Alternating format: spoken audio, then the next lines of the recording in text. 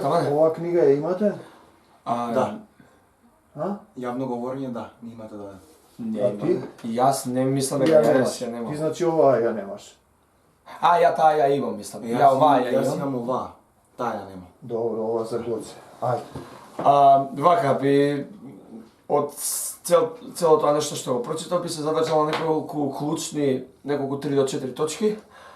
Мојот дел зборува за мислам дека најклучното во актерската игра, а тоа е степенот на верување во играта, во самата актерска игра, и тука професорот многу убаво и вешто кажува дека доколку не веруваме ние вербата во Бога, доколку не е на тоа највисоко ниво што е потребно, доколку ние не го оставиме грешниот човек, нормален човек во секојдневниот живот позади нас и да на сцената да се отвориме целосно и пред публиката и пред сите и пред самите себе исто така, дека нема да биде таа актерска игра нема да биде вистинита, туку ќе биде само некое обично шмирање, доколку би можно така да го кажам, бидејќи најважното е доколку ние веруваме и публиката нам ќе ни верува исто така. Професорот дава одличен пример за тоа, бидејќи додека бил на една представа, еден човек после представата веднаш му рекол: јас сум верник, јас толку години верувам, 40 години одам по цркви, по селин, вика, но вакво нешто немам чуено никогаш до сега, ви се препуштам, буквално со се ве слушав, ве внимавав многу, се беше. Значи, бевме во Крчишта, во Албанија, прв пат бев таму. После Девар одма, тоа е на 50 километри, повеќе села и се иселиле после 70-та година. Така. И правеа некоја слава и ме викнаа да настапам и да кажам. Значи, во предворието на црквата направија ручек, си имаше служба, попот, натре се, и јас да кажам монолог. И јас кажав еден монолог од представата Будење на ангелите, Свети Наум. Значи, не е тој црковен монолог, него зборува духовни теми, ама има за Македонија. И овој ми вика, ваква служба јас не сум видел толку година, јас гледам дека тој не прави разлика меѓу црква, значи она што ме допира во антиката црквата, Дионисовиот театар бил црква, храм. Тука се правела свадбата на керката на Филип II, нели, со Лаодика. И практично ние знаеме дека тоа е тој момент што ме допре. Така е. И толку му убаво што ги спомнавте, што спомнавте антиката, бидејќи нешто најклучно што во тоа време се успевало, а сега е тој степен на верба не е толку голем и не може да се достигнат тие врвови што ги достигнале Есхил, Еврипид, Софокле, Шекспир и така натаму, бидејќи тогаш луѓето немале толку извори на информација, имале степен на верност и знаеле дека играат за Бога и секоја изведба малте не треба да ни биде како последна, како животот да го даваме за нејзе, за да излезе тоа и ние самите да се отвориме и да се исцелуваме, што би се рекло и како што ви има да кажам многу пати, актерот треба да е свештеник на сцена. Значи тоа што го има на сцената да го пренесе на публиката и да едноставно да е таа катарза што ја зборуваме, Аристотел што вели да публиката да почувствува нешто и да се отиде после тоа исцелувано некако, така да кажам. Катарза да се промени, да се случува некоја промена духовна од силата на представата, така, на суштината. Така е, исто имате дадено пример за во античките времења, нели, Deus ex machina што ги решава работите како кај Еврипид. Мислам, тоа било, сите тие факти ни укажуваат дека играта во тоа време била сосема различна, степенот на верба бил сосема различен, така што би го заклучил се во ова со тоа дека нема да се достигнат тие врвови што биле достигнати сега во историјата, сите тие големи луѓе, и Молиер ги користел истите работи од, значи, За да не големите кралот сонце, Deus ex machina, Господ јас не сум. Големите автори земале од големите автори, знаеле од каде зема. Мислам, но нема тоа повторно да се случи доколку степенот на верба што го имаме со тој свет и овој свет, доколку целосно не се впуштиме, дали е тоа во пишувањето на драми за останатите, дали за актерите или за било кој, нема никогаш да се случат такви големини понатаму. И Тоа е тоа. првим имаме сега телевизија и медиуми кои те окупираат на површинско ниво. Ти гледаш слики, Да. а тогаш ти внатре ги доживуваш моментите, промената е внатре во тебе. Ти сега си надворешен, гледаш телевизија, гледаш интернет и луѓето веќе имаат готови слики, наметнати. Така. Не е внатрешното духовно доживување, како кога ќе се изгасило светлото, нели? И тие знаеле дека има некој невидлив свет, Да. свесни биле дека тој е таму негде. А овие сега го имаме во медиумот практично, кој те полни со разни информации и слики и те ограничува, те прави, како да кажеш, механички човек. Да, мислам, Наместо поврзаноста со земјата, небесата, светлината, темнината, кога ќе застанеш ти, например, во природа, зашто се сеќаваш кај си и што си, кој се качиш негде, на некој врв или негде, на некој место, кој застанеш и сеќаваш кај си ти, каде е небесата, каде е земјата. не само тоа, ви имате, кажа нам, доста примери каде што стигнале на многу различни места, значи, дали бил тоа некој, на некое свето место, некоја црква или некој антички театар или било каде, мислам, не е тоа Секогаш се понесува тоа, да. не е важно, мислам, тоа важно е самото тоа Самото чувство. Така е, чувството на игра што го имаш за да ти за да успееш тоа целото да го пренесеш кон. Да, ние први почнаме пред 20 на години, не знам која година беше прва, 2003-та, 4-та може. Ја игравме една представа во дворот на манастирот Свети Јоаким Особовски. Не знам дали сте биле тука Да. во двете цркви. Тоа беше многу убаво место. Кога отидовме да разговараме со свештеникот, се отец Добре, претпоставам дека е почина, влеговме внатре и врнеше дожд. И направиме вака, ама ако заврне дожд, што ќе правиме, кај ќе играме? И он не рече, па внатре во црквата. И ние вака состанаме. Ама, Да, ама не. вие гледам дека сте верници, вие нема да фрлате, да плукате, да псуете, сигурно, нели? Театарот нели он како стара школа е храм. Одобрено театар А вика, што ќе ми е црква без луѓе? Пази, човече. И кој ќе ги однесе бактерија, представата да негде дојде на тоа плато кој ќе застаневме навече пред меѓу Свети Јоаким и Богородице малото црквиче. Небото и ова, па ехо има некое. Ама мислам вака се креаше представата. Сила имаше, неверојатно. Тоа е, токму тоа е. Битен тоа. момент. Значи не подсетува дека застануваме пред Бог и играме. Дури беше отворена вратата на првите, немаме искуство. Ние играме представа, он влего е, пали свеки, излего е и се гледа на камерата, таму дека го Некој им натре. Абе ти да видиш какви чудни работи беше. Да. Имаше една представа кога не ни дава пари од Светото писмо, зборувавме, јас си страшав. И јас ја кажував Отче наш кој си на небесата, од Евангелија по Матеј. Така? И кога почна, молете се вака, Отче наш, и публиката што беше во храмот, треба да ја пуштам таа снимка, почнаа во хор да се Сите. молат. Луѓе, мислам, ја вака сум се пресекол. Отче наш кој си на небесата, 100 луѓе се молат. Реков, слезе Господ во представата катарзата на Аристотел. Да. Токму тоа. Ете, тоа е тоа. Ти, затоа, мислам, тоа што ги споредува да тие нешта со тоа време како било, мислам, тоа, како што кажав, тоа било... Мотивот е важен, дека ти застануваш, они верувале дека играат за Господ Така е. и одговорноста и начинот на зборување се мене. Токму така, на тие Не можеш да Диониси... се правиш будалаштини. И во тие драми, например, античките, нема будалаштини. Нема, па. Нема пцовки во Шекспир. Зошто не? Зошто да не сакате пцовки? Нема пцовки. Таму се извртени зборовите, се разбира дека е пцовка, ама не ја кажува.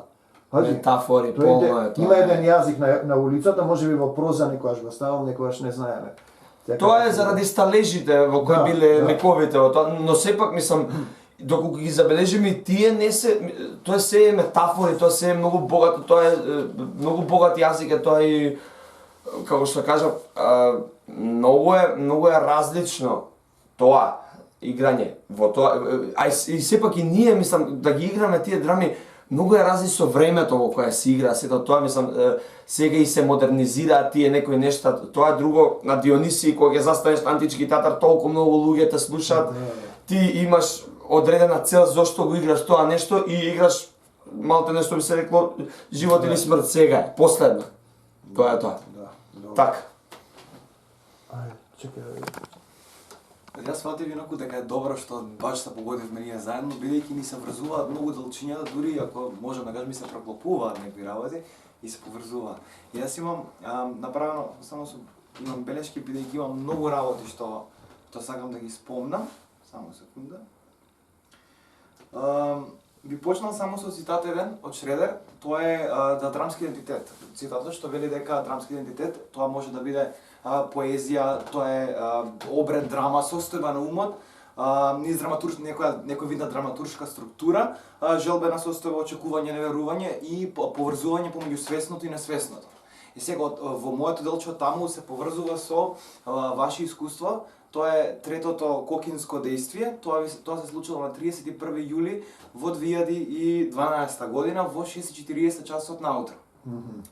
И многу интересно начинот на кој што е опишано и почнувал со цитат од Светото писмо. Јас би сакал да го цитирам. Јас ве крштавам со вода за покаяние, но оној што иде по мене е посилен од мене. Јас не сум достоен и да му ги понесам обувките. Тој ќе ве крсти со Свети Дух и со оган. И веднаш после тоа, бидејќи ние честопати да речеме уште од прва година учиме дека дури во антиката, а и во ваков вид на дејствија, многу ја врзано тоа нужно со музика. И потоа имало зурли и тапани, и зборувате за една група, само пред тоа да кажам дека Кокино по еден археолог е, освен што е обсерваторија, тоа е дефинитивно и духовно место. Значи, веќе е тоа на, не знам дали го има во твојот дел, Јовица Станковски беше на научен симпозиум некаде во Европа и го детерминира дека е бронзен, првиот бронзен театар, од бронзено време, значи 2000 години пред Исус Христос. Бронзен, бронзен театар во кој се случувала најстарата обредна драма Хиерос Гамос. Небесен татко оплодува земна жена што е расширена по целото Средоземје и се рага Богот човекот актерот. Тоа е, значи тоа е железен театар од железно време, обреден театар. Да. И Дионисовиот театар е обреден. Да. Ако ние денеска мислиме да го забораваме тоа. Исто ми падна интересно дека се зборува за една музичка група која што настапувала, се вика Пела. Пела, тие пеа македонски песни, Да, за тоа. ама акапелно ги пеа. И кој ќе ги запеат како да пеат во црква. Не, Јано мори, ја, они, моја, ори, четворица беа. Ама кога ќе запеја да се намогнеше. Да, зборува. Они запеја, овој почна да лупа на тапана. Прв пат дојдоа тогаш тапани од Куманово, тогаш биле на турнеја, ми се погодувало за Илинден. Почна да лупа и народот како што завршив јас, овие пеја се фативме на орото. И се оствари Дионисовиот принцип. Значи еден овој свиреше, мислам дека свиреше на таа коска од мечката. Да, тоа сакам да го. Стара многу илјади години, окон со една рака свиреше првин и македонски песни и дела од Бетовен од ова тан тирири со една рака, видиш како. Љубен да им почина и тој Бог да го прости. И фасинантно е што 60.000 години дури е Стара коска од мечка. и може да се свири. Тој засвири, јас зборував монолог, значи овие се фатија норото и играме едно 15-20, абе тоа беше слезе, знаеш она како, чудо. Тоа е тој Дионисови слави, практично. Да. И тоа денеска е достижно да речеме, и тоа ќе го зборувам, достижно е да речеме преку таа духовна структура. Ако порано авторите пишувале како што пишувале, тоа денеска веќе има многу повеќе видно публикотропизам на некој начин. Таквите моменти се многу важни, затоа што тоа е вистинската Те катарза. поттикнува, да. И луѓето одат на Кокино се ќаваат сила там. После бара својата духовна сила да речеш чекај зошто овде во светот хаос. Оде у град ќе доеш, главата ќе ти ја наполнат, ќе те фати она од него. Кога ти идеш таму еднаш кога сеќаваш сила те прочистува. И затоа одат таму поети одат прават читаат од цел Балкан има поети. Морам да спојам ова, извини Гоце што те прекинав, дека токму тоа го почувствував јас додека бевме во Стопи. На антички театар Овие има храми со, тоа е црква античка. Значи, таква, мислам, влегуваш се, иако беше иако имаше и работници, се иако тоа долу беше трема веќе, не беше баш целосно онака подготвено што Тука би се треба рекло. камен да е долу. Камен и треба, веројатно да. има долен слој. Камен мора да има и затоа кога ќе удриш на првиот дел на каменот, Да се одбие звукот. Тој се одбива звукот и оди и се слуша секај. Точно се наоѓа една точка. Ама не можам да ви го покажам на земја. Да. И многу е фасцинантно тоа што да речеме, тој со Кире го разговаравме, кога зборуваш, нели обично ние на сцена сме навикнати кога ќе викнеш нешто ти се врати. Да, овде нема. Овде не се Овде врати, не знаеш дали е. продолжува. Ти треба да се поврзеш со горна, ти си како поврзувач меѓу земната енергија и небесната. Актерот е тоа е.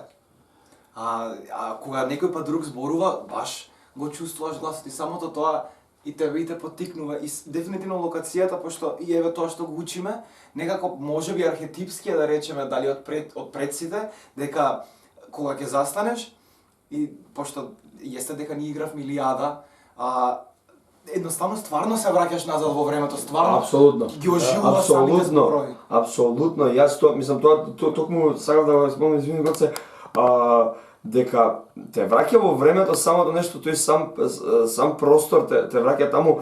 Мене искрено, иако беше толку топло, мене не ми сметаше, уште тоа некако ми даде плюс некаков поттик, затоа што го имаш тоа, си одма се замислуваш во моментот, замисли како на овие температури, на луѓе играле, немале проблем. Играле, пази, трагедиите 3 дена ноќа од представа во представа, немало прекин, тука Да. спиеле, јаделе, а комедиите 24 часа се игра. Он си играл цело време. Да.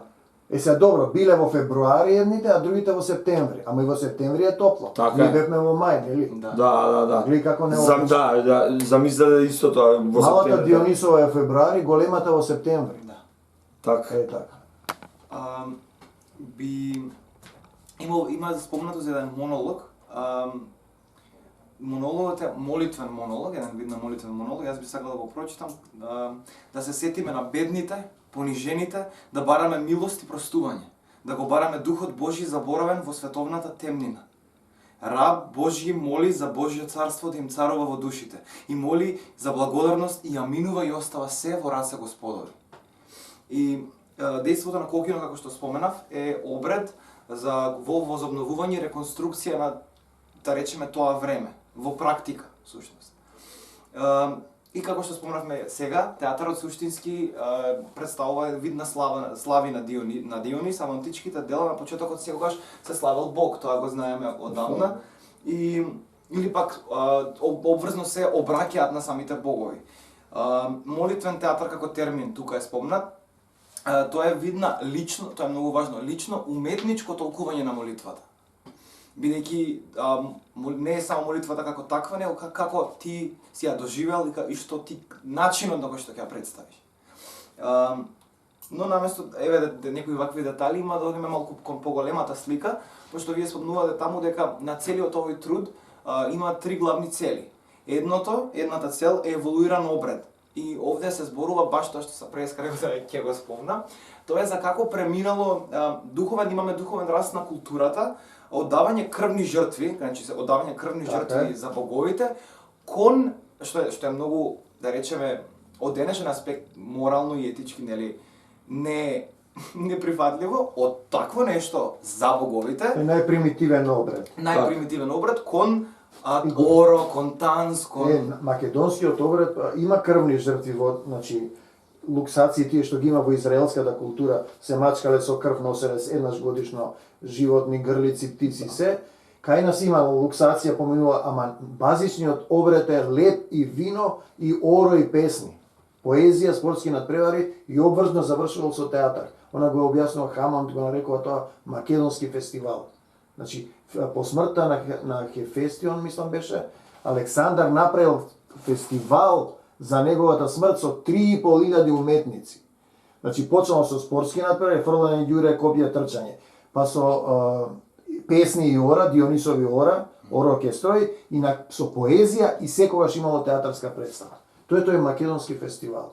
Значи, он давал храна, ама не е главното да се мачкаш со крвта. Да, е тоа, да. Главното е пеење и славење. Значи, го имаме тоа во еден псалм. Славете го Бога, славете го со песни, со ора, со тимпани, со гусли, со сето тело и душа во оро славете го. Тоа е тоа дефиницијата. Последниот псалм во Стариот Завет. Добро што ме подсети, виж, ова е, сум го заборавил. А и тоа сум го заборавил молитвен театар, да, точно е така. Кога е толкова ти молитвата, јас се прашав, јас сега што сум? Ти мене обвинија од црквата, не знам, од претходното. Порталот на црква некој правоверие, јас сум бил водач на неопаганизмот во Македонија, дека 3 пати настапувам на Кокино. Мене ме викаат луѓето. Со мене беше и Даутовски професор. И реков, шо име бе на луѓе? Они ме доживуваат како духовно, не како театар. Јас сум, тогаш бев професор, асистент ли бев, не сеќам. Како не сум јас актер сум, ја не сум свештеник, Кокино не е црква. Да. Ајде ме обвинат да сум влегол во црква, да сум правил дејства, разбирате?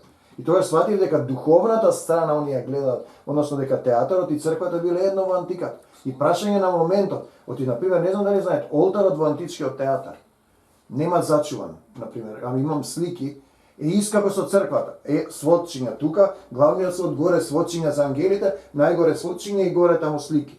Истото е тоа. Излегол и влегувал низ олтарот, и во олтарот не смее да влезе, само актерот влегувал. Дионисовиот посветен, и така. Да. Исто, само втора работа е прашање што треба секој од нас да се запраша, тоа е втората цел на трудот, за кого играме? Тоа е важен момент. За кого, дали За да е? имаш мотив и сила. Така. И тоа е нешто Се што мислам претходно дека го секој дискутираме со колегите, за важен момент. и нешто што треба секој актер да го одговори Да, всушност. да. Важен момент е, например, кога ќе дојдам да одам да играм, ние сме играле за еден гледач. Кога ќе дојде тајфата екипа, тихо ќе играме и за да нема никој ќе играме. Во Пирин ги исплашија, игравме за 20 гледачи.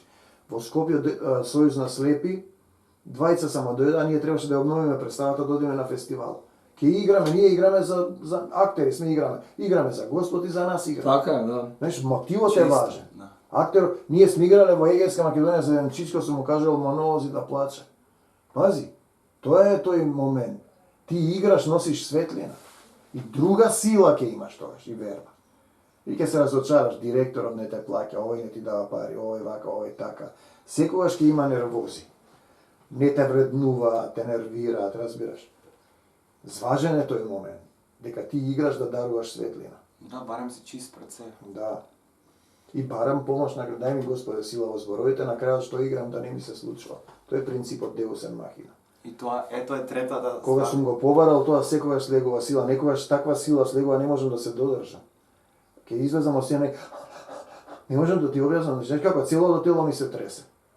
Некои монолози не можеш да ги повториш како одат. Знаеш, Да, не за џабе, па монологот преминува молитва со само, мислам, ова токму што зборуваме за духовни текстови, за Затоа што- реализмот е друго, например, Да. кога играш. Ти даваш сега слика на одреден однос во сцена. Зборуваме за монолози големи кои те креваат, например, кои имаат духовна сила. Такви си монолозите на Шекспир кои ќе влезеш. Да, але мислам, скоро сите се спомнува Бог на клучни места во целите драми. Шекспир, ако не, бидејќи не сте ја читали Библијата, е парафраза на Библијата, целото дело.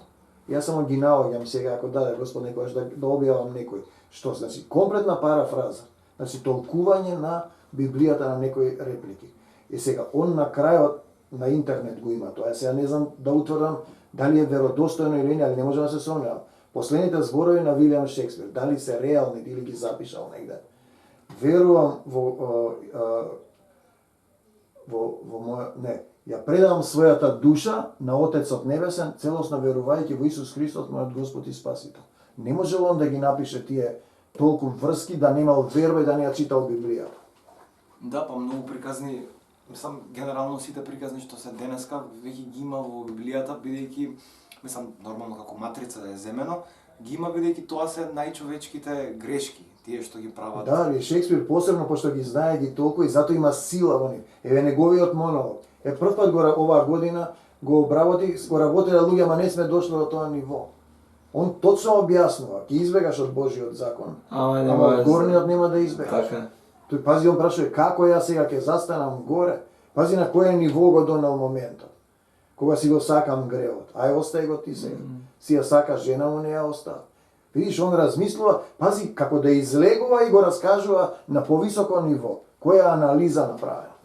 И голем број дела има. И Агамемнон, мислам, сега во Илијадата, што баш монологот, таа е некоја виша сила, што би се рекло, за Богот вака наложува, а јас вака сакам, ама не можам, немам сила, немам срце да им кажам да сите дека ова било 9 години, било се за џабе, да е фрлено во вода и ајде сега отиди, врати се. Ние не во можеме своето па да место. разберем во Илијадата, они ги гледаат духовната природа. Тоа е цел феномен. Му се појавува мајка му на Ахил, ова се појавува, таа Божица им се појавува. Например, замисли ти сега да речеш ми се појави ој, ќе рече дека си мрдна. Да. Разбираш? Така е. А нив е нормално. Така е. Они гледаат дека штом нешто не оди, Бог не им дава, бара од жрецот да им каже, им вика направи ова, овој му вика вака и цело време на тоа се сведува. Добро. Воце. Би додал само за, пошто ние го спомнавме, имаме еден систем кај македонскиот драмски автор Еврипид и дворски нели хроничар на Архелај. Тоа што денеска го толкуваме како Deus ex machina или покана Господ да го заврши делото, како што вие рековте, Господ го ја пишува драмата. Имаме и после примери наведени кај Шекспир дека тоа се случува, но не ќе го разговараме. Да. Добро, да сте живи, здрави, благословени. Ајде.